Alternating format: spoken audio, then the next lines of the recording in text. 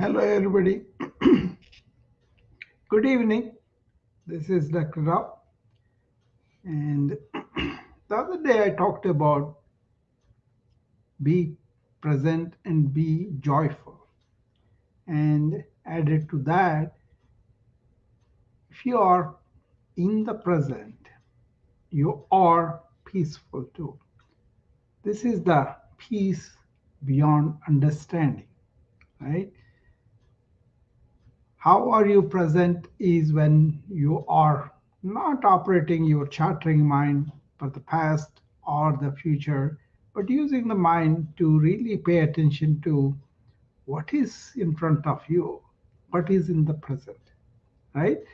I will explain detail. Generally, we want peace among people, we want peace in the society, we want peace in the relationships and all that, right?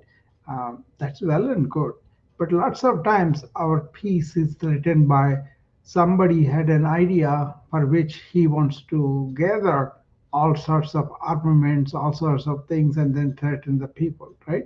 And then that spreads around, and we even though we are working, if we are in the middle of the war, a lot of that peace is taken away. That's one kind of peace, right? So externally, there is peace, but internally, even when they don't have wars or everything seems to be stable, things are going administratively okay, people are still very agitated, very much the you know perturbed by everything. Either it could be imaginary or it could be something they don't agree with and all that, right?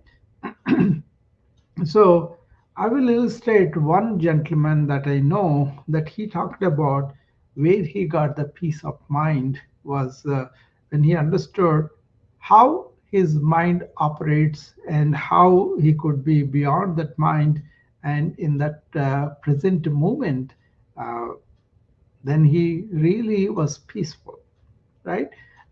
This gentleman was born probably early 1900s or something, and the at the time he was always going to the religious people, and the religious people put a lot of strict belief systems, and he had to follow.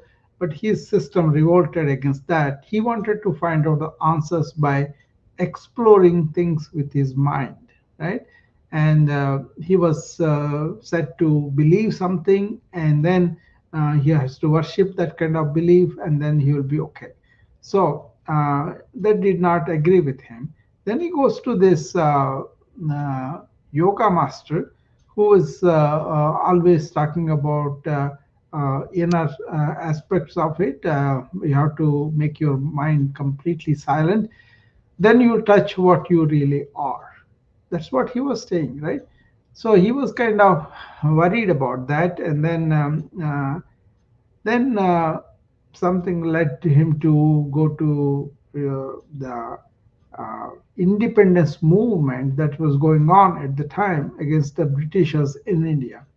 So he goes and joins the movement and political parties and all that. But he sees those people are equally, really fond of having recognition, some status, and then they're actually fighting with each other, so many small things, right? So he could not find peace there either. Then he goes to this particular place where he is not asked to have a morning routine. He is not asked to do anything like a discipline. But what he was asked was examine his own thoughts and feelings and all. So sit down, turn your mind inwardly, and find out what is the truth. And then he finds out that he is not just his body, he is not just his mind, but then he finds mind is chattering either from the past or from the for the future, and he's always chatting, chatting, chatting. So he doesn't have any peace, even though he's living somewhere where he's not having any demands on himself, his activities, but at the same time, he's thinking a lot. And this is when no computers, nothing was there, right? And he could not silence that mind, and understanding that and then getting into the silent mind really gave him peace because there is no chatter. Okay, so that's what I wanted to talk about. Okay, and they call that in older times, even now it's called adhyatmika chintan. That means spiritual enlightenment pursuit, like, so people who they can go for major education, they can go for job or a business, and then they go for different experiences, desires, and all that. So people spend their entire life for different things, but there is a select few that want to find out what is why did we come here, what are we doing here, where are we going after death. That kind of fundamental questions people explore, and then they may read ancient texts or experiences, or they themselves go into that kind of practice of different things, you know and exploring the truth by themselves and finding the answers within themselves. Their superficial mind becomes very, very silent, and most of it is in the present. The mind doesn't run like the experiences or whatever we had in the past, or it would it may take some input, but it won't go and live that experiences, right? And also the mind which is in the present doesn't really forecast too much into the future, and then it may have goals, but then when you are doing the steps to the goal, you want to be with the process here and now, right? And then you give all your intellectual ability, emotional ability, all the knowledge you have in the moment to what you are taking up. That's when you are in the flow. You don't have the thought continuously churning. You do a very good job, but with a little energy spent. And that's why people who love their work, who contribute a lot to the cause or to the excellence or whatever they take up, they're not egotistical. They're not self-centered. They're not self-righteous either. What they are very humble, but really have the control of the senses and the mind. That's what the ancient wisdom talked about, and then they live with that for centuries and centuries. When they have a lot of respect to the nature, and their needs were minimal, and then they gave most of what they have with full uh, glee or happiness and contentment. So later on, this thing has become really a problem, right? All the outward thing becomes more, and then unless you have them, you don't have the happiness, and everything was directed outwardly. Your joy and happiness and peace, everything. But ancient systems always work on your inner self by yourself, finding about yourself, self knowledge, self enlightenment, and really realizing liberation, or something that is inner, something you can value very much, right? Your dependency gone from outside, and you are quiet and completely silent within yourself. That's when you want to be in the present. That present is itself is very peaceful, mainly because by definition, when you are in the present, you are not in your head either past or future. You may take the data, you may take the insights, you may use that in the present moment, but you are not going back and living that emotionally. You're not going back into the future and hope and aspire and say, I hope I will do that, and then you're propelled by that. You will take whatever comes in, and then you pay attention to that in the present, and after that is done, you kind of quiet. So this agitated mind, this turbulent mind is not there. That I call it peaceful. So be present and be peaceful is what I kind of understood, and that's how I live too. You know. So if you guys have any questions, you can come up and talk to me. I'll be happy to engage you with whatever that you have on this topic.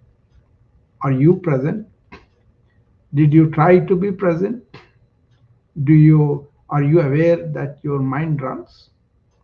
And do you think that you are missing the present moment on so many things because you are emotional or you are intellectually uh, concept oriented and want to run by certain algorithms, which is the new thing, right? Now the algorithms are telling everybody how you should be posting, how you should be telling everything and all that, but they not be real life. It's all about something. Get followers, get people that pay you, or get people that praise you, whatever, right? That's not really being in the present with perception, right? It's always about a concept, not about what is in front of you per se. I will tell you there is a remarkable sentence that Jiddu Krishnamurti said. I think he was in Sri Lanka. He had a audience of 5,000 that day. They were talking about something, and uh, the remarkability about that meeting was at the end of the talk, he says, "What is sacred. Whatever in the present, whatever is present to you in life, because yesterday is gone, tomorrow is not yet here, but here and now, this is the present, is the life. So that what is sacred. Do we approach it like that? That's the question. Okay. Once we see that, then we don't have to blame ourselves. We can just see how is that our mind runs all the time. How is our mind um, really goes to the past and the future, but not really in touch with what is going on in life here and now. It could be work, it could be a relationship, it could be just traveling, or whatever, right? You, for example, Eckhart Tolle, he wrote a book called Now, right? And he always talks about being in the present and all that. Now, he had an experience of extreme depression to one day he woke up, the one who is telling him, the voice in his mind, I have to kill myself. That was his thing. So he went to the depression at the highest, right? And then suddenly he realized that is only a thought, and he's talking to himself. Who is that telling him, I have to end my life? Once he sees that, his thought breaks and then it goes away, then he will realize all those thoughts are happening to him. They are not really him, but he's influenced by them because he thinks he is his thoughts. But once he understood that, he began to live in the present, and everything seemed much brighter to him. Now, he did a lot of public talks, private talks, and all that. When he is invited to a public talk, he accepted and he went there. And he was given a hotel room. He was given a car to come to the venue, and then sit on the side room till they introduce him, and then he will come. And he doesn't know what he's going to talk about. What is this ability? He talked only about now, and then that weaved around. He said his being in the now is so simple and still. His mind is completely still. He was not thinking about, oh, so many hundreds of thousands of people are going to wait for me, what I'm going to do, how I'm going to prepare, how I'm going to do, none of it. And then as he was waiting on the side room, they were introducing him, and his mind doesn't run anywhere. That is the way that you want to live, where once topic comes and everything came through him. This is about the inner self and now and all that, right? So that's how you want to really keep your mind still rather than running all the time. Even if you realize that is running, you can notice the moment you realize it will stop, right? But if you don't realize and you pursue each thought as it's coming, and you're thinking, I'm very wise, I can think very deep and all that, then you are fortifying the thought circuits and they become like a automatic things and they run through you, and then you identify with them, and then you never have peace of mind because your mind is always churning, always thinking, always conceptualizing, always aspiring, all those things. So suppose you sit down and you say, I have to brainstorm on this project. Yeah, you do that, and then you form series of steps. But if you are going to do one step at a time and you want to give all your attention, then you are being present with that step at that time. But if you are going to imagine all the steps that are in front of you, and also you are going to say, "Oh, I should have done this before in the past," then you are caught up in the churning of the thought. That is our problem. That's why we don't have the quiet mind, peace of mind. Focus what is in front of you. Remember, I told you about what J. Krishnamurti said. What is sacred. Sacred is in the sense of is it divine. So look at that way and say, okay, this is allotted to me by the divine light, and then I want to do this with complete reverence, respect, and also consideration. Then what happens? You are really being here and now in the present, in the presence of the sacred. Once you understand that, it's not a concept, it's not an idea, but keeping the mind here and now. If we do that, that will become really, really blessing for us. And also, the thing is done in flow. You may be learning new things, and that's all fine. But then you are not going to live in your imagination or in your memory, but here and now. So that's what I think is very valuable if you understand the ancient cultures, how they have done that, right?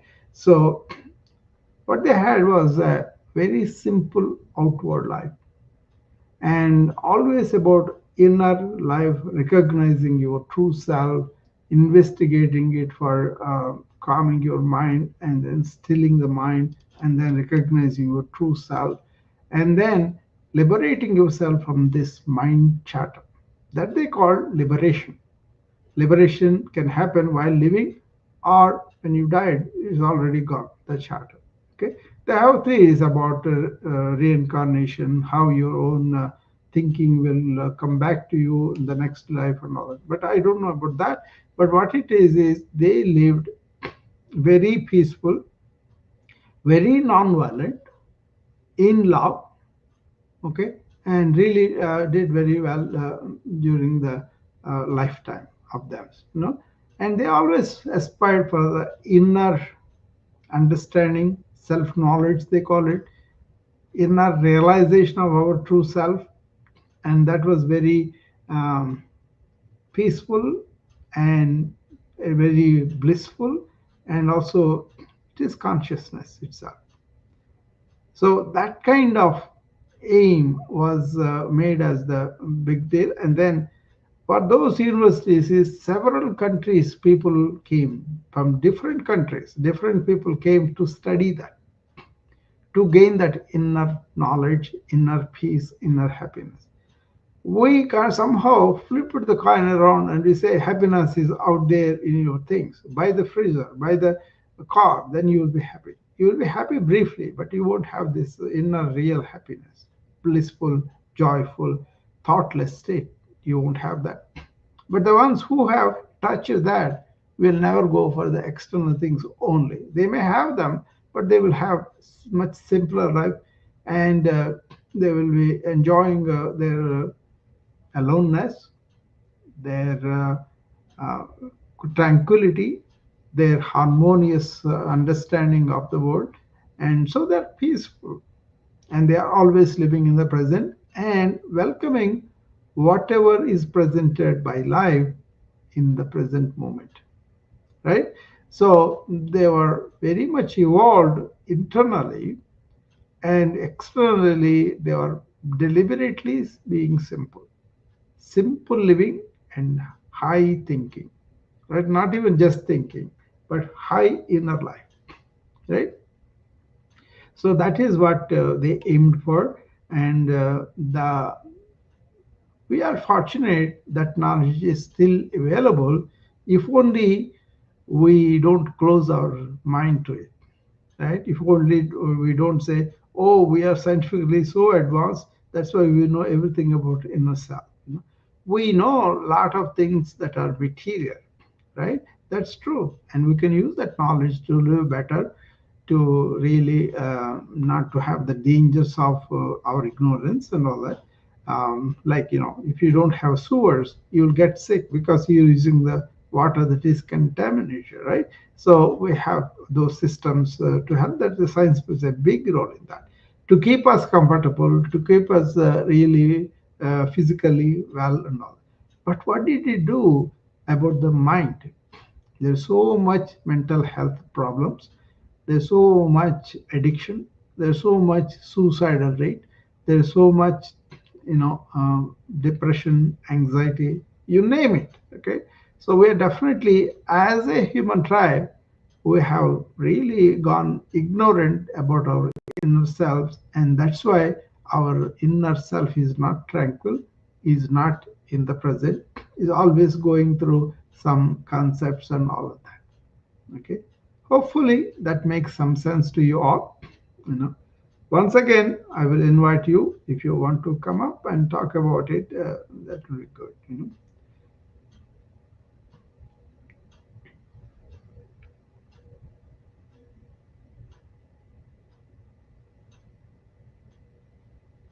Many people, they spend lifetimes in this chaotic you know chatter of the mind, and then they may go for some quietening agents like alcohol, like a drug addiction, like so much, right? And also, because they have pathology inside, they could hurt so many people close to them. There's no real affection, love, and taking care of people, but manipulating them, everything for their addiction. We see that all the time, right? That's a tragedy. So, if you claim I'm so scientifically knowledgeable, I know all the truth, how come we didn't do anything about this expanding mental health illnesses? Even COVID also, it was spread mainly because people, even though they have a lot of mitigant measures, they did not apply. So a lot of it is man-made. I remember one of the doctors who was working in Trump's administration, and she was very instrumental to get all the data and everything. And she said we could have prevented 400,000 deaths in the United States if only we were very aggressive with all our mitigant measures. We didn't even announce it. By the time we announced, 200,000 people traveled from Europe to United States, and who came from China and other countries that were infected. So if you look at it from outward and you see we are doing these things, they will say these people are not very wise. In other words, these people are stupid. They are doing all these things even though they claim they are very knowledgeable, they have all the answers. Certainly, for the inner realm, we don't have the answers. Ancients did. That's my point. So look at that with open mind. And you don't have to go to the lower things like going to a religion or converting into it. That is not the idea. The idea is, irrespective of all these divisions that we have seen, can we really understand the wisdom of them, their books, their practices, their understandings? And that's where I think if you go through them, you will be blessed with the clarity, with understanding your own faculties, and then really not being slave to the faculties that you are right now. Okay, many people cannot really stop their thinking, and then we are doing now more and more material to think about, and that's where people don't take a break from that and then really enjoy the peace of mind and then function in the society like a harmonious, peaceful, kind, loving person. Okay, at least that is my perspective. Not necessarily that you have to follow that, but it's up to you to look at that and look at that in a bigger perspective, not just your life, life itself, the whole of life, the whole of human tribe, animal kingdom, plants, everything, seas, all the life in the seas, everything. If you look at it, how come we got this kind of terrible storms coming up? Because we don't want to pay attention to the root factors of pollution. How smart you are if you don't pay attention to that and you get the human activity, get the earth to this level. Again, somebody seeing from outside would say, we are being stupid. We are. We don't want to admit that we are arrogant, egotistical, self righteous, and don't want to listen to any culture that has really applied this knowledge about the earth, the weather, and they lived with the earth as though it is their mother and they have to protect her.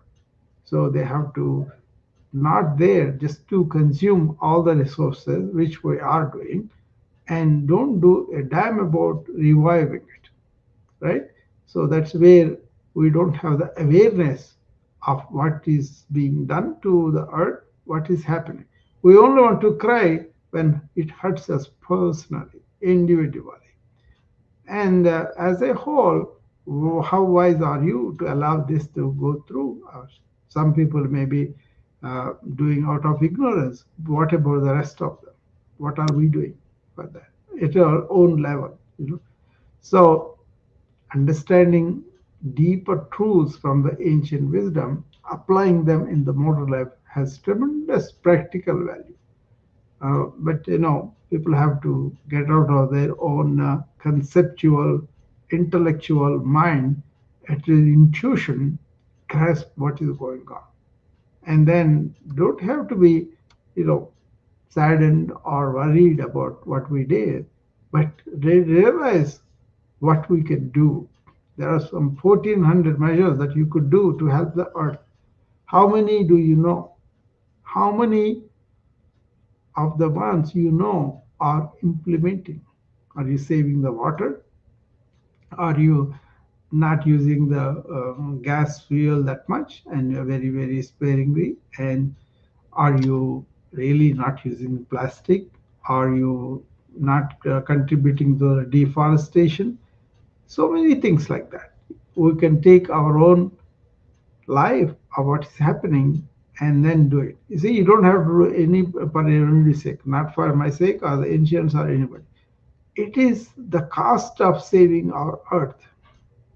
So it's your responsibility actually. You know, don't expect any honors just because you are doing them. Not only do them, but also bring the awareness to the everybody around you. J. Krishnamurti said in 1980s, to save Earth, in 1980s, mind you, to save Earth, we need a revolution in the awareness of what we are doing to the planet. And that's very true because where it is not directly in our regular life, we didn't pay attention. I was watching the other day when Helen hit Florida. Today is something bigger is hitting too. But when that hit, then they said, "Oh yeah, all this talk they're talking about global heat and all the damage is real. So we should do something about it." So you can see how ignorant people are about the condition of the earth and our role in it and what we can do about it. I was raised in a pristine natural things. My high school was in the fields. My pre-med school was in the fields with the rose gardens and turmeric fields and all that. And uh, after I came to United States, I ended up in Iowa and I built a clinic in the fields. Look at the luck, you know. So I was always with the nature. And one habit I have every day is I'm familiar with the plants, with the grass, with the nature in the sort of snow or ice or wind, all those things. You know, the river is there for us. We go by the river to our walks and all that. Always connected with the nature. That is something we could see. Why are we not connected with the nature? Because we are part of the nature. We are the kind of uh, rerouting us from earth to birth and then to earth and then giving life to something else. Kind of we are recycled items of the earth. You know, once we understand that, how much value we give to the earth, how much reverence we'll have for the earth for giving this wonderful life where we can laugh and enjoy and really blissful within yourself. If you did not taste all of that, then you have wasted the birth of a human being, right? So be present, be peaceful means be present and be free from the past and the future invading your present moment, not allowing you to completely live with it. Okay? If you are not present, you are not in life. You are in your head. In the head means you either with your memories or with your see you can have the memories use them, but then all I'm saying is when you are in the present moment, don't have that chatter going on, leave it alone and be with the moment completely. That's why my mantra to my staff and to myself, to everybody that works in my office and all that, was attention to every action. There is no religion, no faith, nothing. Attention to every action means I'm living with everything that I'm doing. And ending after I died. You can use the thought and draw all the inferences that we have about a certain way of doing things. Use that insights of the past, but don't go and live in the past while you are daydreaming here in the morning. Okay? Suppose I'm doing a procedure with a patient. I'm kind of taking fluid from his knee, or I'm taking some fluid from his back for study, or I'm doing a ear wash, or I'm doing a minor surgery of taking away some things and putting some stitches. I want to be there completely. And this kind of living in the present moment helps immensely with that. When I'm learning the procedure, I'm in the present. When I'm doing the procedure, I'm in the present. So that my quality work is moving very, very much like a smooth thing. We are in the flow of the thing and enjoy the work because you are not spending a lot of your energy by thinking a lot of it. That has become the modern curse. People think a lot but people don't think appropriately. Suppose you think some fearful thing, something that is not good for you, and you think that unconsciously again and again. You know what you are doing? You are fortifying the pathways of the thought in the brain so that it will establish yourself as in Sanskrit samskara. Or in here we call it more like a imprint of the thought on your cortex. And then later on without you knowing that comes up. So that's how you generate these samskaras, the ingrained thoughts, over and over again. And later on when you are old, it's a very difficult to control them. And you take some sleeping pills or anti-agitation pills and all that, and later on they breed their own problems within your organs, and then they breed problems with other medications you are taking for other things. So a lot of problems like that. So cultivate that while you are educating children. Understand how thought works, how thought should be used, how thought should be brought to an end after that is done. If you don't have any mechanism to do that, on the chronic basis, you're accumulating this old brain, not the new brain, not the spontaneous uh, reaction of the brain to everything from your own intelligence rather than from your memory or from your aspirations. So, having used that intelligence, the intelligence knows thought is not me, thought is away from me. I can stop it after I used it. Go watch it, use it, and end it. That's what I say about the thought. Then you are not victim of your thoughts, but you use the thoughts and also you don't allow them to take place in your mind. How many people are doing that? That's the question. So I think I talked a lot about this. Anybody has any comments or questions? You can come up and you know tell me about it and make it a discussion. And not that what I'm saying is the only way to look at it, but my viewpoint of keeping quiet, even though I'm involved with the medical field, informatics field, and wellness field, and helping people to manage their body better, manage their mind better, live long, but enjoy, not vegetatively. Understand how your organs are affected by all this lack of awareness and bring the awareness to repair, to inculcate the healing effect of the body and mind and live longer with better health. Okay? That's where I talk about proactive wellness. That means you are being aware and proactive about all the things you have to do to maintain this body well and enjoy and in high energy. I see these yogis. I was talking about this particular yogi, which had produced some YouTubes and all that. I know him and I seen him. He's 109 years old now. I know him from 106-year old.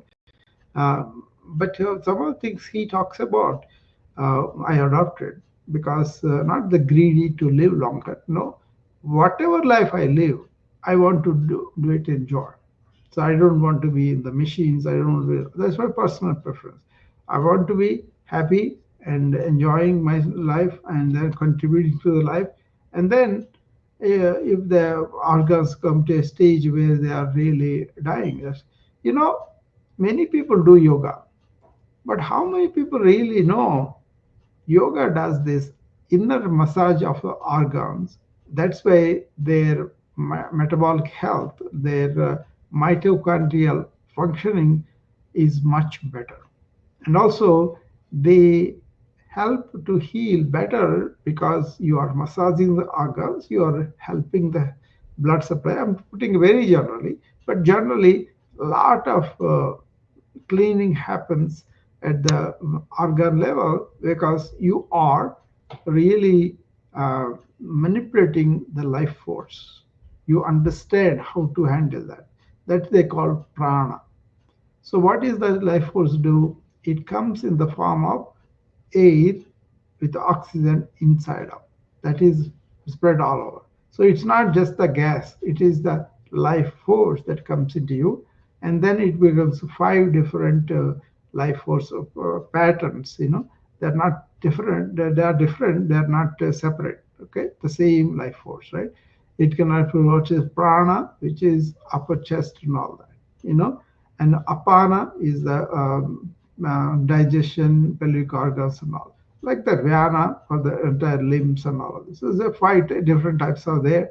But then once you understand them, if you have problem with, for example, prostate, and then we teach them asanas that can massage prostate outwardly with your own abdominal wall going in and out, right?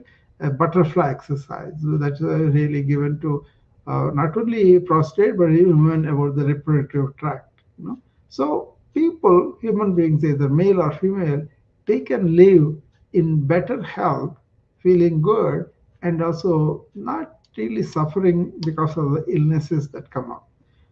Right now, what's happening is people get ill from the beginning, maybe 20 years old, they will start the heart disease problems and all that, inherited by the genes and provoked by the lifestyles.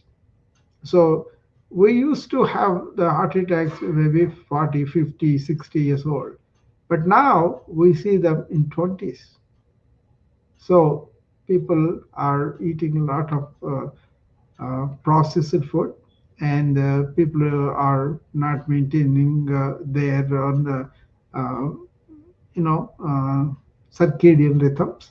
They're eating all the time, and they're eating whatever they can get, and so they don't give the proper natural rhythm of eating in the morning, taking lightly, dinner, and then going to sleep, and allowing the body to digest all that, to produce energy and all that. And the next day, you are completely eliminating all the waste, and that is the circle you want to follow. You want to keep yourself hungry enough so that you can eat and digest.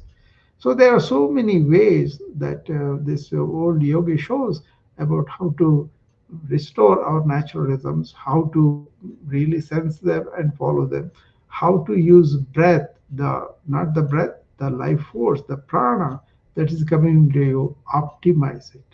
How many people really do deep breathing daily as a conscious thing? People may do a few times deep breath and all. Now, you want to do 15, 20 minutes of deep breathing in the morning. There are so many varieties of them there. And then do them at least once an hour. I ask them at least 1 minute. Actually, I do more than that, maybe 5, 10 minutes each hour too. And then you get into the habit of what is deep breathing, what is the correct posture, what exactly is the mechanism, and how to do that. It's like you cannot do all of a sudden. You got to build up the capacity to deep breathe through the lungs. And then you have more air going in, more oxygen going in, more oxygen reaching the peripheries of your body, and that keeps you really all the radicals, oxygen radicals. So many things are eliminated, and you feel much better because you are not polluting the air going to the organs, right? So there are so many ways they have that has the wisdom that help people to live longer and enjoy and in really in happiness and peace. That's why I kind of value ancient wisdom. Knowing it is no big deal. Are you implementing them? At least a percentage of them. I strive to implement as much as I come to know, and that's why I kind of go to it frequently. It's not like a uh, something born out of thought, and some people experimented proved. This is about people who have completely silenced their mind and in meditative awareness, intuition, discovered, found out the truths, and then implemented in their life. Okay. For example, most of the yogis are called Eka Bhukta. Eka means one, Bhukta means meals, eating, or whatever. Only one time you eat in the entire day. They don't have breakfast. They have a good meal, maybe around 3 o'clock or so, and they don't have dinner. But they do take a lot of water and they do a lot of this pranayama. breathing exercise. It's not really breathing exercise. It's like a manipulating the life force prana within us through control of the breath and control of the mind. Pretty deep what they discovered. And this practice with breathing deep is something not down the line you'll get the benefit. Abhi karo, abhi pao. That means in Hindi, abhi means right now. Do it right now, and you will have the benefit right now. Abhi karo means do it. Abhi pao means get it. Pao is get it. You get the benefits right away. So you can always try it.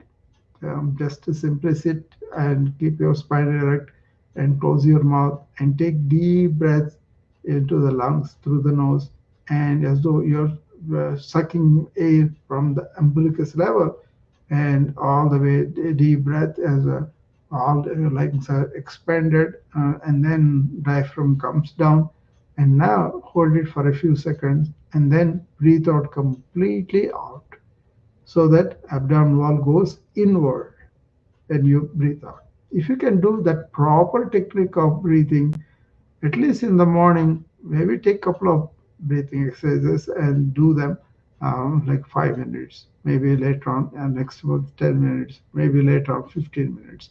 And then go about your work. And when you take a breath, when you take a break from the work, instead of having coffee, tea, and all that, before that, do this breathing a few times, and that will add a lot to your energy and to your longevity too.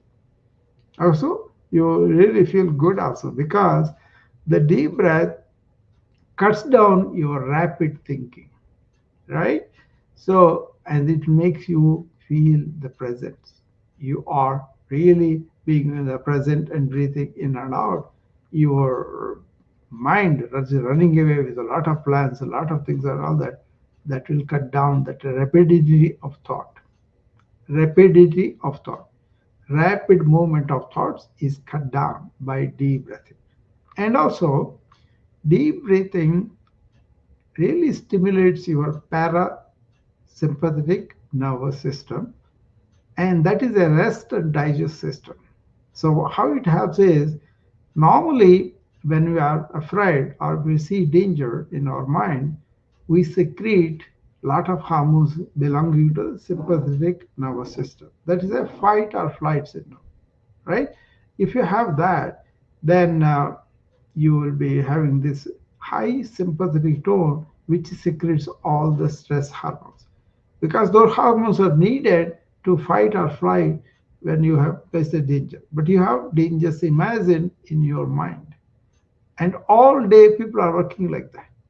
That's why I tell them get up in the morning, stretch your body, deep breathe, and also be here and now and watch your thoughts. If you develop that habit, you won't be succumbing to you value so much, right? Oh, I think so much, I do multitasking. That is really causing people to have stress and burnout. So there also there is no peace when you are in that rapid movement of thought. And that is become more and more because we have so much information coming into our brains. This is not a wise thing. Okay? Use what is meaningful for you, and rest of it, don't get involved. This whole social media is a global gossip, it has become. But the same communication channels of the global media we can use to really learn what is wise, what is important for us, what we can listen to. Not everything under the sun, okay, but only what is meaningful or purposeful or really makes sense to us. Just because some people speak English, they are not wise. They may wise so much in their English because they know that, but doesn't mean they are wise. There are so many nations in where Aborigines in Australia, for example, they have so much innate wisdom. You see the movies Crocodile Dundee by Mike Hogan. In that he shows how practical, how simple, how intelligent he is. It's so many situations. That is the wisdom they have, you know. They didn't study or they didn't do English speaking courses or anything, but they have innate wisdom. Take Indians, old Indians, red Indians, they call it in native Indians in America. They have innate wisdom. I'm sure many people know about that too. So, like that, if you are not contaminated by modern thought based system, but use the thought for your good use, then you will open up your intuition and be wise naturally. Okay? I don't know whether I'm making any sense or anybody has any comments. None is coming up. So these are not very difficult things if you approach them in a natural way. Okay? What is natural? Get up in the morning, enjoy the elements, and you know interact with the world harmoniously. Enjoy whatever you are doing, or give enjoyment to other people, and then go and sleep off without any hesitations or turmoil in your mind. Then you are doing a lot of favor to yourself. For that, you need to understand what is thought, where does it come from, how we are abusing it or not using properly, how we are allowing it to become a problem for us down the line. If you understand that, then you could use the thought, but end it as each time it happens. And then don't hold on to it, oh, this is my personality, this is the way I think, this is my nature. All those are really not facts. Your own conclusions, your own concepts, your own thing. And that's how many people are allowing these thoughts to ingrain in their brain. The plasticity, neuroplasticity tells us if you allow the same thought go again and again, it could be a good thought, and you will have found a formative thought. What it is before you sleep, even that good thought that is benefiting us, you got to end it, for the night, and allow the natural forces to repair your mind and really come out in the morning completely new, fresh, because all the toxins are washed out. So I prescribe a exercise for everybody that I talk to that are stressed. And I told them several times too. I call that review of reactions. What it is you may go through the entire day, maybe 10, 15 reactions that you had because, life, right? It comes at you and you have your limbic system reacting to that, and you don't have any protecting mechanism like a deep breathing. And then at the end of the day, you still churning on those reactions that you had through the day. Don't go to sleep on those reactions. Play them in reverse order. Like 7:30 you argued with the wife at dinner and you had a reaction. And 5:30 you met somebody in the bar and you had an altercation. You had a reaction. Lunchtime you had yelled at all your subordinates because they did not something right.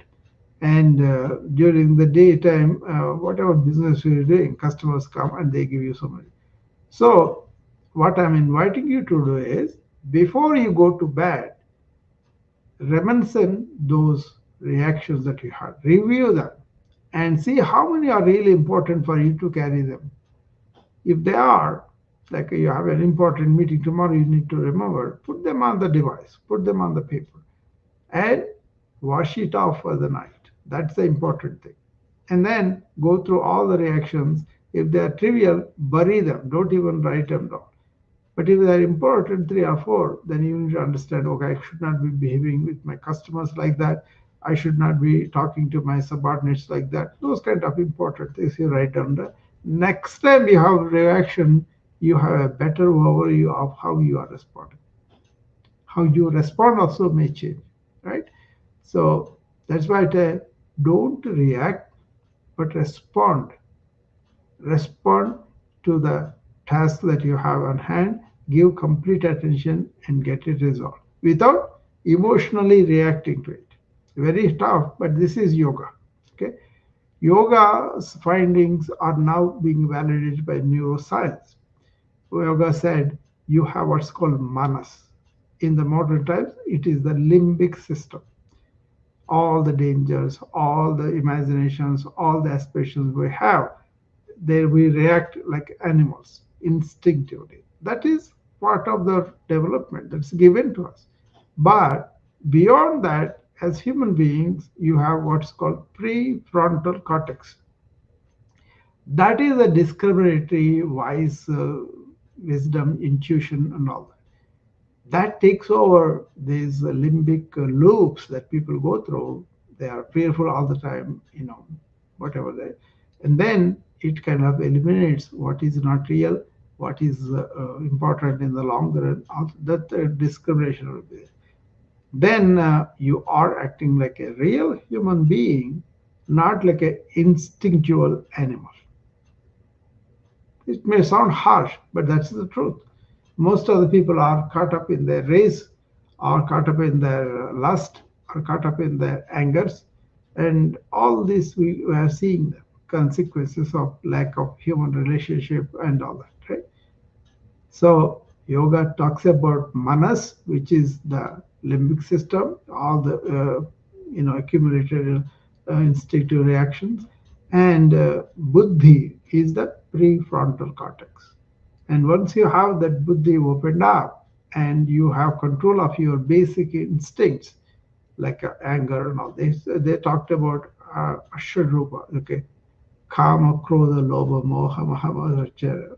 That means Kama means lust or desire. Krodha means anger. Lobha means being okay, cynical, right? Moha means attracting to all sorts of things and getting desirous of that. Mada means ego. Matsera means jealousy. When you have all these emotions, there is a way to really see them and then be away from them, not being overwhelmed by them. That's what the modern tendency is. Okay, I can go on like this, but I don't want to go anymore. I think I talked enough. Thank you for coming in. Anybody wants to come up now? This is the last chance before I close the room. And I don't know why nobody comes because I come to everybody's room and then participate. Mojo also is not coming up, But I go to his room almost every day and I participate there. I don't understand. Is this not understandable or is it something you don't care about? I don't understand why they don't come. Elizabeth finally coming up. Thank you, Elizabeth.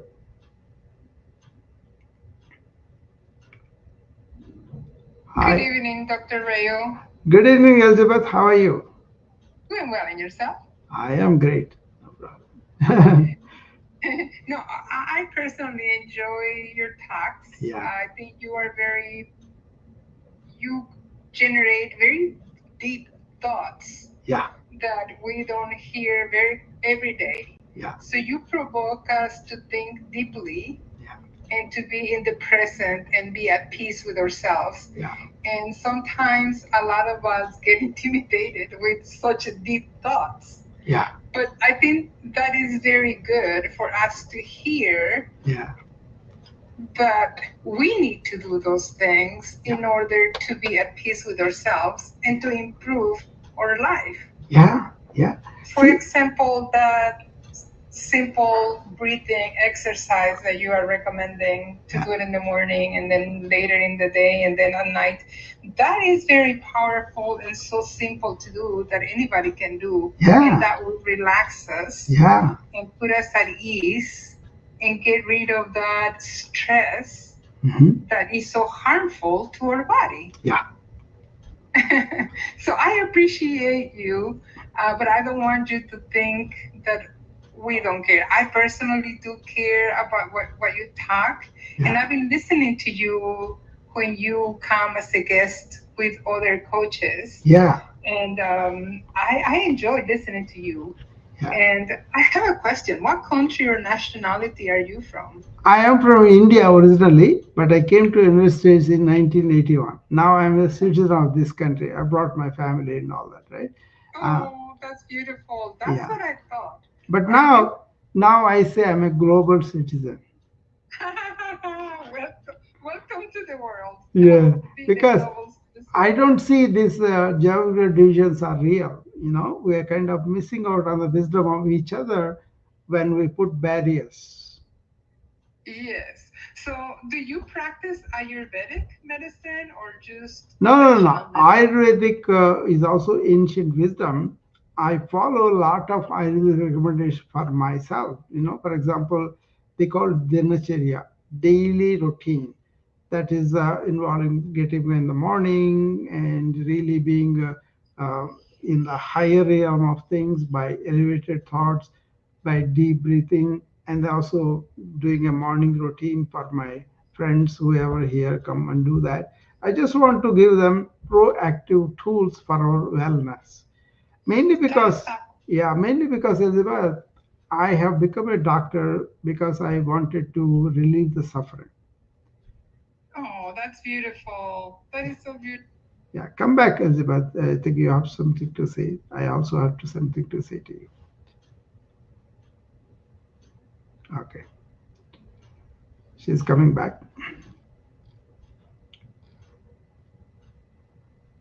I just wanted to say that that is so beautiful what Yeah, you're doing to help, and yeah, I appreciate that. I appreciate you, yeah, and don't ever think that we don't care. I personally do care about what you're saying, and I'm just listening. yeah. And See, what I want is I don't want to lecture people.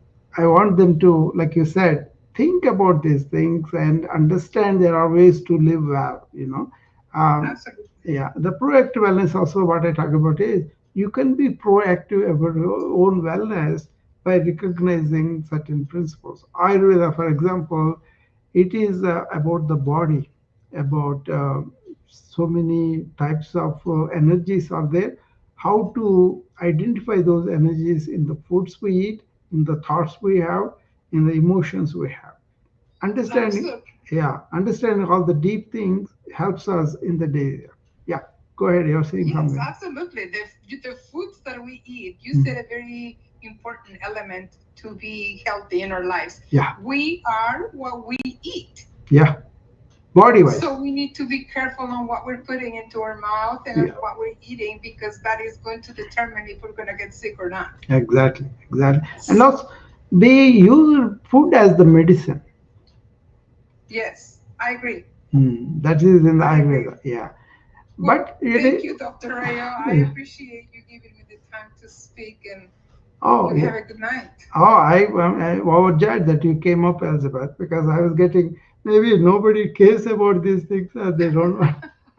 Why am I talking to myself? That kind of thing. No, Yeah. no, I'm no, not I'm frustrated. listening. I'm listening. Don't you Yeah, ever think that you're alone. I'm yeah, listening. yeah. I'm sure a lot of people are listening because they tell me about that in other rooms. But I want to provoke a discussion and understandings. That way we can add more to it. So. That's right. That's right. You are in the right path and I am with you. Yeah. Okay. Thank you, Thank you Elizabeth. and have a good night. You too. Thank you. Well, I'm glad at least Elizabeth came up and was okay. Mabel. Yeah, I love Mabel. So let's see.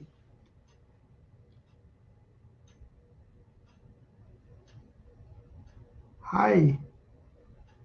Hi, Dr. Rio. Hi, Mabel. How are you? I love your Yes, I'm your. I'm listening to you. I feel like nobody can. But anyway, I'm listening to you. I'm just doing I think I'm doing dual thing like while listening and then Yeah. I'm doing folding folding clothes here. So Yeah. just like I'm listening to you. Yeah. Anybody make sense to you what I talked about? Yeah, of course, yeah. Because for me, like me every day, I have to be. We have to be present. Yeah. So, like for example, every day I wake up in the morning Mm. and I'm getting ready for my son to go to school, Yeah. and I have to pay attention for him, especially in his situation that he is like having attention deficit. So Yeah. I have to be in his position. Yeah. Like I remember when I remember when I have him. Mm-hmm. So when I have him, he's not verbally, Mm. he's not verbal, Yeah. and then to communicate him, it's so hard for me as a mom because he's my first son and he's Mm. my only son. Yeah, So it's just I have to go deep. Like I have to go deep to understand him. To as a mom, I have to care. Yeah, we yeah, have to care. yeah, Yeah. So for me to understand him, I have to put on his level, yeah, yeah, right? yeah, Yeah. exactly, Because exactly. Mm. nobody can understand him except first me Yeah, or my husband. yeah, Yeah. Like it's so like for me, I have to think deeper, yeah. like how is his level, and then how he can communicate me, and I can understand him. Mabel, you're going to go out in a minute, but come back because I have to say something important about ADHD to you. Probably it Oh, it will be useful to you. yeah, yeah, I will come back. So Yeah. yeah, so for me, like you know what, I have to understand because it's very like what you said, it's really easy to get stressed. Yeah, You know, yeah, it is like for me, I have to like one of my things that I did to myself is I have to help myself first. yeah, yeah. No Yes, doubt about it. Yeah, because how I can help him if I am stressed, yeah, right? So I cannot give negative energy to him because I have negative energy in my body. Like yeah. he's very precious. He can adapt. He can feel my energy. Absolutely, absolutely. Yeah, Yeah. So like I have to like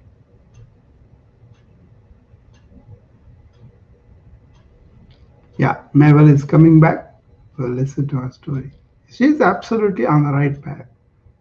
yeah. So I'm just listening to you because for me before I do things I'm addicted. I have to understand first Yeah. before I jump in because that's how I learn. Like anything you can learn, Yeah. but you have to be present. You Mhm. have to understand it because otherwise it's just like you can do whatever you want and then you know in the Yeah. end you don't get it. Yeah. You Yeah, see, Mabel, I was telling you, I treated so many ADHD kids over the, my practice because I had pediatric experience when I was ER attending in New York, right? So I picked up a lot of stuff, and also mind and its operation is a big study with the yoga. Yoga is really about the mind. Getting the body prepared for it is one thing, but then really understanding the deeper yoga thing is what you are talking about. How can you be present for him is your instinct is first motherlyhood. That's a strong love that is coming through, and that's also keeping the mind completely available to him. You are absolutely right. He yeah. will build up on the cues of your behavior, and then he reacts to them. You know. Yeah, that's right. You know what, doctor? I just, I agree with you because for me, you know what I did? Mm. When I feel that he is having that, because Mm. I already test, I want to be safe. Like, Yeah. I want to be tested him. Like, okay, there's like, autism, but the test is that he don't have it. He Yeah. don't have it. So, but the psychologist told me like, just watch out his behavior. Mm. So that's what he did. So like me, you know what I have to give more time for him. Mm. That's why I have to balance. Yeah. We have to balance it because I cannot do like I have to do full time job and then I want him. I Yeah. have to cut it off. Yeah. Like I have to cut it my hours and then I give more time for him. Absolutely. Like When he's growing up, that's what he needs. This is the age old motherhood thing that was natural. That kind of love is kind of encompasses them for the rest of the life. Come back. I have so many things to tell you yeah. that will be Oh good. yeah. I agree with you, doctor, Yeah. because you know what? I can see the result Yeah. because Yeah. if I think when I talk to my husband, I say like, you know what? If I keep working full time and then I let him go to the daycare center, it will be different. Like it Yeah. will be different right Yeah. now. So right now he is more calm. He will not. He is a very calm kid. That the only thing Yeah. is just like attention. Yeah. But he is smart. Like oh Yeah. my god, he just like Yeah. um come back, Mabel. I want to tell you about my experience with love being used to treat the, um, ADHD kids. I don't even want to call them ADHD kids because that is overused, over diagnosed thing. I Yeah, had this. I Yeah, I had these people, right? One mother, she had five kids. She uh-huh. suddenly signed out from the pediatrics and came to me, and the pediatrician is a friend of mine. So she called me.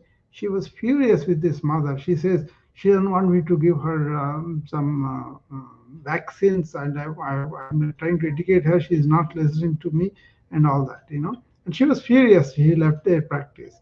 But this lady is very intelligent. She had these ADHD kids, so all of them, three of them. But then Oh wow, when she came to me, that kid would not even allow anybody to touch him.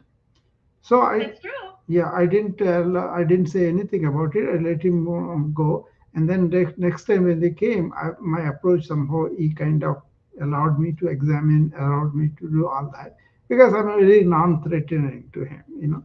Yeah. And then later on, we found in our Des Moines. I live in Iowa. In Des Moines, we have a section where they treat these ADHD people with love. Yes. Yeah, that's true. I believe in you. You know what? It's just like for me, I will always say like my son is just perfect. Yes, You know, that I is will not a, give. that is really true, Mabel, because Yeah, how I look at my patients is at the being level. They yeah, could be male or female, they could be black or white, they could be uh-huh, Asian or American, Indian. It doesn't matter yeah, to me because I relate at the being level. yeah. I don't level him. He's just like perfect for me. And Yeah, you know what? I was. People, even the teacher asked me, how did you teach him to read in that age? yeah, Because remember, he is not talking, but mm, he can read. yeah, That means yeah. it means he is No, they learn by he. listening. What you say to him, Yeah, that's how they listen. That's how the Broca's area speech area forms. yeah. Mm. Oh yeah, it's so yeah. That's how I. You know what? That's the one that be present and Yeah, be peaceful. That's why for me, yeah, having him is just I have a balance. I have to create a positive energy, yeah, especially house. yeah. In the house, Mm. I have to have like a low. It's like a low for me. Like there's no like shouting in the house. Yeah, This is a calm house. This is a calm house. But the problem is, if he is outside, yeah, is he? Yeah, he can adapt it. yeah. He can adapt it. I remember when he was in TK, and Mm. I do volunteer. I Ah, do volunteer. I do volunteer because I was like I have to wonderful, do something different. wonderful. You are emblem of love. Eva. Yeah.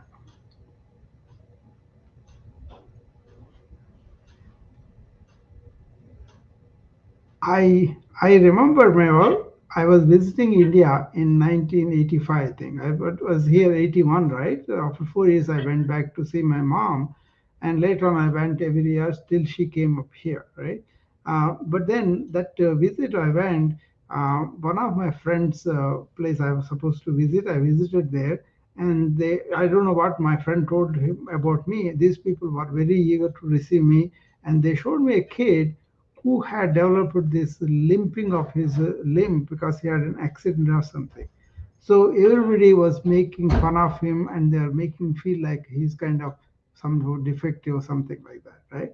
Yeah. Then I went and told him, in United States, we don't call you like a, handicapped and all that. We call you physically challenged. Yes.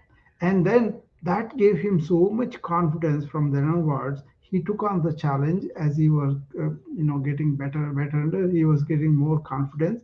And then later on, they wrote me a letter 6 months later.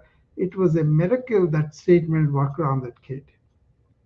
Wow. You see, Yeah, the thing is, our like in the Philippines, it happened to like if you have something defect, it's just like yeah, you are different. They look at you in a different way. yeah, That's why the kid is just like it's just like it's just like they already put stamp in there. They yeah, put name.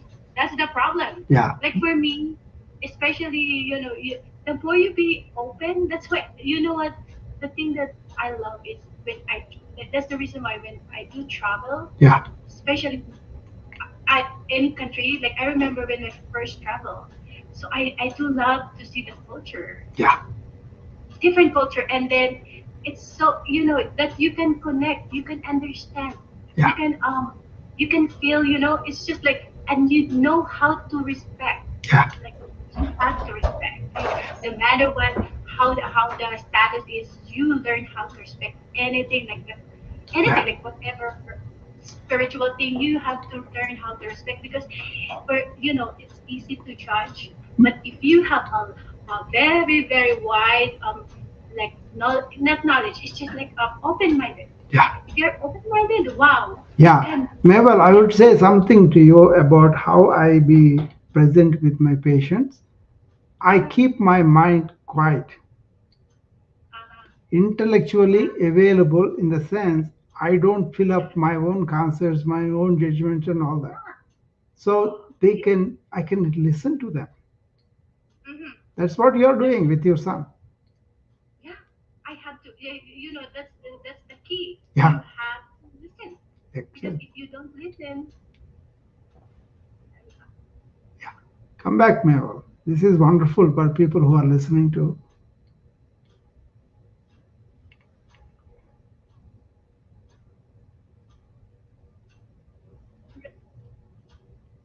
so yeah, Yeah. so my son is listening, and then he said go. So it means when when I put the go in the, I already say hi to Dr. Raf. Yeah. Hi. Huh? What's his name, Mabel? He's Eric. Eric. Eric Okay. Nicholas. Hi, Yeah, his Eric. name is. Yeah. Yeah, yeah. Yeah. So yeah, you have to be present. Like There is another deeper thing I will tell you. Probably it will ring with you. uh-huh, We don't give birth to the children, but they uh-huh. choose us as parents. Hey, that's true. That's Yeah. true. The soul that comes through us is like a blessing to us and is a responsibility for us to make sure that it thrives and gets back and all that. But this Yeah. love therapy they're talking about, they Mm-hmm. show you in the documentary also. What they do is Uh-huh. they don't force anything on the kid. They don't even Yeah. make him feel like is my own son was hyperactive, Yeah, and it's the same this one. yeah, he climbed the walls and all that, right? So at school, at the kindergarten where he was, I have my office in the hospital itself. At the time, I rented some space before I put up my own, right? So we had this kids thing right next to us. So for Yeah. us, because of hospital people, we can get all the admission, everything, right? So these teachers know about me and my philosophy. I don't put him on Uh-huh. any medications. But then Yeah. one of the teachers sat with him during the nap time because other kids are napping, but this kid doesn't want to nap. Yeah. And they sat with him. They Uh-huh. sat with him, and now he took up trumpet music, and then all this attention thing is gone, and he's a Uh-huh. completely full. He's now around 29 years. He's a band teacher. He's teaching young kids. Oh wow. Yeah, you see? Yeah. It's just like, how, you don't know Yeah, what they, like for me, I observe him, like every time, every morning we have a good station. This is like spiritual yeah, station, and yeah. it's the music is all like more positive thing, Yeah, and there is a creative thing I put it in him when he was creating his own tunes and all that. His teacher was objecting to that. He wants him to follow the curriculum. Then I went to oh talk wow. to him about what is true creation is, how this kid has these tunes coming up from him. Don't block Uh-huh. that creative energy, let him express and all that. And then the Yeah. teacher listened to me and then did not force the curriculum on him. But then this kid not only did his own tunes, took the curriculum very easily. You know, that way he became completely focused. And that is one thing I'm sure you know about this. But when your kid is attention paying, Let him do only one thing completely. That's true. Yeah, because you know what? I observed him that he wanted to do different things, Yeah, and then I told him, Nicola, you can do one at a time. yeah. It's okay if it's okay if it's like taking so long, Mm, but to make, yeah, you make sure that you will understand it yeah. because you cannot do fast, fast, fast. He will not he will not take it that one. You know, it's just like everything have to be like that's the routine. We have to Mabel, take tell our me time. what helps somebody to be completely attentive? It's just you know what? It's just like for me, I apply it like I have to do. I do like do a short meditation. Hmm. It's just like I have to be connected with myself. Yeah, more than that, what you are doing, I'm going to put in words for other people. Uh, so I Attend don't. to everything with full attention every time. Yes. That really stabilizes your attention span and expands it, and slowly you will improve. I have a laser focus because of that habit. Whatever I do, I pay complete attention to it, being in the present. You are doing it, but I'm putting in words for other people to understand, but that's what you are doing with the kids. Everything Yes. he's doing, you are making him to pay attention to one thing at a time, not multitask, one thing at a time. No. Yeah. No. Because he will not do that. You know what? Yeah, The first time I opened this app, the Mumbai, yeah. you know, I start him with the meditation, and then Hmm. he said, "Mom, meditation." It's like, okay, that's the meditation. Of course, he is. You know, he cannot. He is hyper, right? So it's like, okay, because I said we go lay down, and then we just do the silent meditation, Yeah, and then I'm holding him, that's like I'm fine. holding his hand. Like it's just like I'm releasing my energy to him, like Yeah. the energy that I have. Let I me have tell you something important here, my love. yes, Meditation is not a thing you do. uh, Meditation is a state you arrive by doing all these attentions and all that.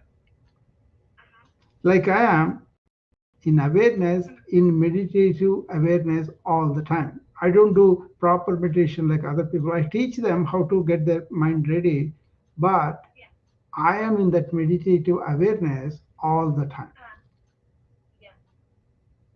So yeah, because you know what, it's hard to do that sometimes. It is hard. Like, oh my god, like how Yeah, yeah, yeah. It's a more like a. It's not a practice. It's kind of understanding how to come to the state and then come to that.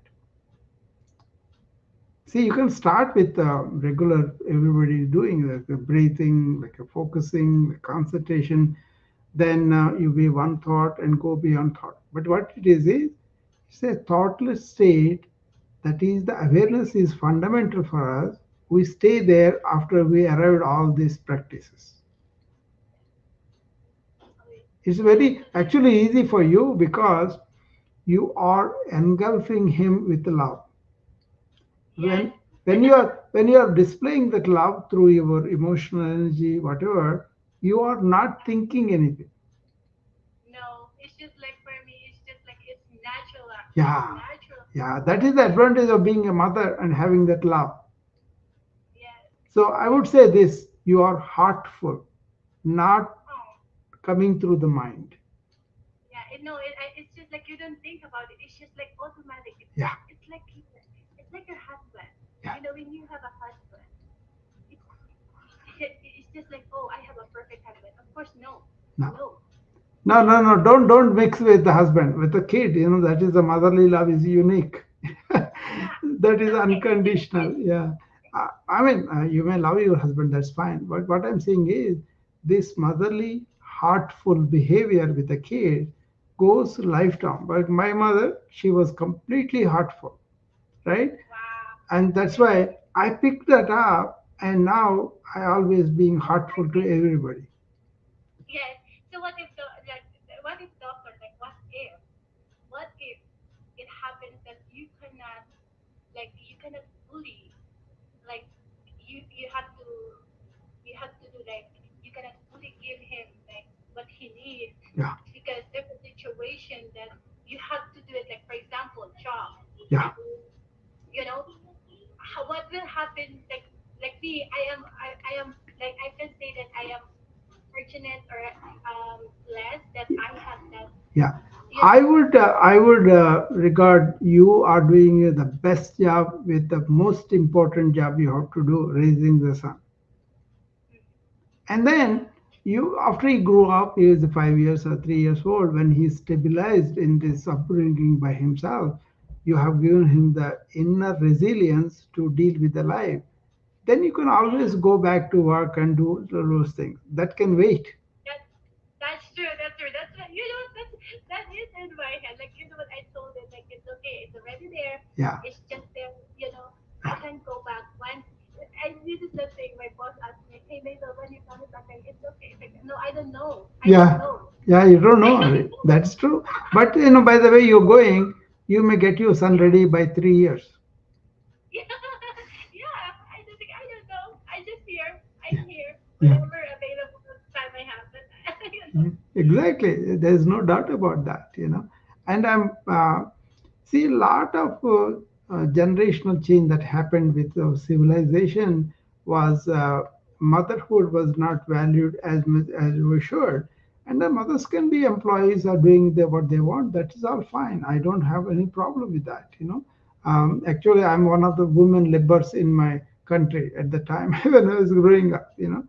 So there's no reason why women should not work and all. But mother's role, especially special needs kids, are there, and you are doing a wonderful job, Mega. Yeah. Yeah, thank you, doctor. Yeah, I just keep doing. Yeah, It's not because he is my son. It is part of my life that I have to do it because exactly. who Mabel, will if you not. have any questions or anything that you want to scratch my mind, I'm open to that. A lot of people call me, and I'll be happy to participate in his development through my experience. You know, Yeah, of course. Yeah, yeah. Because yeah, right now I'm just, I have to yeah, have a test for him yeah, because I just want to make sure, yeah, because I'm just observing him. I yeah. don't want to get like, oh, what if I have to do it? You But now know that he's what you could do, just to what look will I at his tendencies of what he will take up, like he plays a ball, or he plays an instrument, or he builds up something with his hands, some handicraft. Look for that and encourage them actively. oh, okay. So yeah, right now I observe him that his Yeah, hands. what he can do is his hands. The eye mind coordination improves the Uh, attention much more. yeah. So for me, I actually like when we do the writing, I hold his hand, Yeah, and then I will let go a little bit. Like yeah, once he's used to it, I will let go, and then when you come back, like I will hold again, and then yeah. I will let go. That's how I train him. That's very good. That's very good. That reinforces him too, because he could do it by himself, even the Yeah, little help. But later on, he'll yeah, pick up on that psychologically. That will build yeah, his psychological confidence. Yeah. yeah, yeah, yeah. That's Patti, right. Patti Mavel, Patti, make him do Patti dolls and all that, supervise that. Or maybe do some marbles, castles, things like that, that he could do with his Uh-huh. hands. And the hand Yeah, and mind coordinated, he will have much better attention span. yeah. So we will do like we're playing ball, like ball, different kinds of ball, and then we will play it, and then Yeah, either he will kick it or he will toss it like that. And that's good. But I actually let him take up activities that require his mind and hands together right there. yes, yeah, that's what I do. Like I Yeah, can do. I just do things like instead of yeah, more gadget, I actually only have 2 hours for gadget for him. yeah. Yeah, I remember like when he is at like like when he is like 3 or 4. Yeah. Sorry, I put it there with 3 minutes. I should have been more. So, So yeah, what, doctor, the one that I did when he was young, yeah. because I observe him. I Mm. observe him that become more aggressive at that early age. Hmm. But first that I do is just like cut off the gadgets. Like Hmm. he is not using at all. Do you It's know the it. ladder approach? Ladder approach. Do you know that? What is it? Okay, Let all me right, all right. let I'll me tell you. know. What it is write down what is really valuable for him, like a toy or something like that, and put them in coming down order, like the highest reward he likes on the top of the ladder, Okay. right? And then take him from the lowest order to next one, feeding the behavior. That way, he is reinforced that I will be rewarded with this, and then he will do better the task, and he will get more easily. And like that Okay. also, suppose he is not doing things and then he is going to misbehavior. I don't think he will do with you. But then if he does that, then also reverse order, you put the punishments. Oh yeah. That You is, know what? In America it's different. Like yeah. I know, no, I'm not for the punishment of the kid, but he knows the consequences, so that yeah. he will But protect himself better. yes, yes, that's what I do. Like Yeah, that's what I do sometimes. The reason why that age, yeah, I have to yeah, force to stop it because I can see him. He's hurting himself. Like yeah. That's true. at the early age, like Yeah. he's banging his head. Like, oh, this is not good. The This is highest reward he is getting right now, Meva, is a warm hug from you. yeah, of course. Yeah, every day there's just like I don't know so many different. I Yeah, always give. It's yeah, just like I giving him the energy that I yeah, have to share with him. You know what? I will give him something like um I send you my vibes to you, yeah, and just enjoy every day. You just enjoy. It's just like every time I drop him to school, it's just like I'm pushing him in a different way, and yeah, then I everything some positive energy, yeah. and then he's fine. Yeah, exactly. See, he has to fend for himself anyway. So we teach that ingredient. You should not do it all of a sudden, right? I think you're doing Yeah, a yeah. wonderful job. My mom Thank you never, so much, never doctor. hit, never hit me, never in my life. Yeah, Yeah, no, yeah. great, great, Mabel, wonderful knowing Uh, you. Mabel is talking about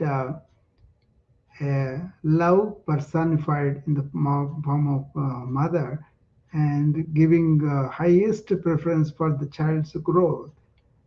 I value that because I got it from my mom.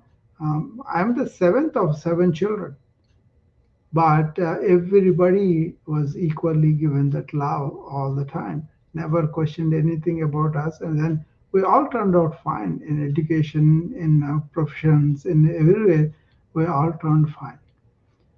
Thank you, Mabel. Thank you for this wonderful talk. And as I said, I got a lot of ideas I could share with Mabel about ADHD. Hopefully, it will be useful for her. But she can always send me DMs or come to my rooms like this. We can talk about it. Thank you, Mabel. And I will see you all. If anybody else want to come up, otherwise I will close the room now. I'll see you again tomorrow morning at 8 o'clock with my morning routine. Thank you. Bye bye.